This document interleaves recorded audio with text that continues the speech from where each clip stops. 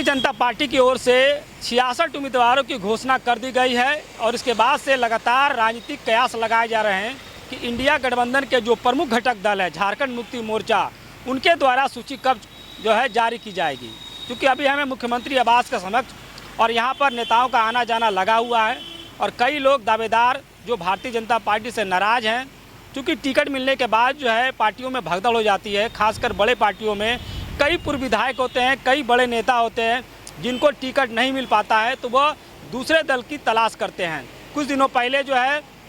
यहाँ पर विधायक जो है भारतीय जनता पार्टी के वह जो है शामिल हो गए थे और एक आजसू के जो विधायक है उमाकांत रजक, वह झारखंड मुक्ति मोर्चा का दामन थाम लिए थे, जहां मुख्यमंत्री हेमंत सोरेन के द्वारा दोनों जो प्रमुख नेता हैं उनको माला पहनाकर झारखंड मुक्ति मोर्चा में शामिल किया गया था, जिनका नाम है केदार हाजरा और दूसरा जो आजसू के नेता थे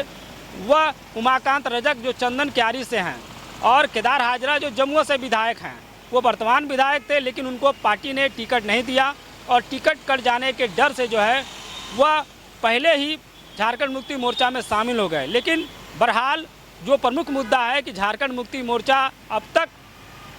अपना उम्मीदवारों की घोषणा क्यों नहीं कर पाई है, यह एक सबसे प्रमुख राजनीतिक बिंदु है। क्योंकि 4 दिन बचे हैं नामांकन के प्रथम चरण में और प्रथम चरण का नामांकन प्रक्रिया जारी है। इस बीच एक बड़ी खबर आई है जो सूत्रों से जानकारी मिली है कि झारखंड मुक्ति मोर्चा का जो 43 सीटों पर जो चुनाव लड़ने का मन बना रही है, इसमें 40 सीटों पर जो है वह उम्मीदवारों की सूची तैयार है, जिनमें कहा जा रहा है कि जो उम्मीदवार है वो जो वर्तमान विधायक है, सभी वर्तमान विधायकों को टिकट दिया जा रहा है। इसलिए संथाल परगना में जो प्रमुख है, जो 18 सीटें हैं, उनको लेकर के भी जो है उम्मीदवारों की घोषणा हो सकती है। इसमें प्रमुख रूप से जो एक बिंदु सामने आ रही है कि बरहेट, चूँकि संथाल परगना में बरहेट एक महत्वपूर्ण सीट है जहां से मुख्यमंत्री हेमंत सोरेन लड़ते हैं और इस बार भी कहा जा रहा है कि बरहेट से ही मुख्यमंत्री हेमंत सोरेन चुनाव लड़ने जा रहे हैं। लेकिन एक बोरियो सीट है जो आप जान रहे हैं कि लोबिन हेम्ब्रम जो इसके वहां के विधायक थे बोरियो विधानसभा क्षेत्र से, वह झारखंड मुक्ति मोर्चा के कद्दावर नेता रहे थे। अब वह भारतीय जनता पार्टी में शामिल हो गए हैं और भारतीय जनता पार्टी ने उनको टिकट भी दे दी है। इसके बाद से वहाँ कयास लगाए जा रहे हैं कि वहाँ से किसी दमदार झारखंड मुक्ति मोर्चा के नेता को उतारा जा सकता है। वहीं एक अन्य सूत्रों से भी जानकारी मिली है कि मुख्यमंत्री हेमंत सोरेन बोरियो और बरहेट दोनों से लड़ सकते हैं। कोई एक करीबी सूत्रों ने मुझे बताया कि कहा जा रहा था कि जैसे राजनीतिक घटनाक्रम बदल रही थी, कहा जा रहा था कि झारखंड मुक्ति मोर्चा के कद्दावर नेताओं में से एक जो पहले भाजपा में थे और कुछ वर्ष पहले जो है वह झारखंड मुक्ति मोर्चा में शामिल हो गए, जिनका नाम है हेमलाल मुर्मू। कई बार वह बरहेट से विधायक रहे हैं और सांसद भी रहे राजमहल से, और वह जो है बोरियो से चुनाव लड़ने की उनकी जो है जानकारी मिली थी। लेकिन जो जेएमएम के जो कार्यकर्ता हैं जो इन दोनों रांची में अपने नेताओं के आसपास घूम रहे हैं, उन्होंने बताया कि नहीं हो सकता है कि झारखंड मुक्ति मोर्चा के कद्दावर नेता उनको टिकट ना मिल पाए और बोरियो और बरहेट दोनों से जो है मुख्यमंत्री हेमंत सोरेन लड़ सकते हैं। यह सबसे बड़ी बात है कि झारखंड मुक्ति मोर्चा के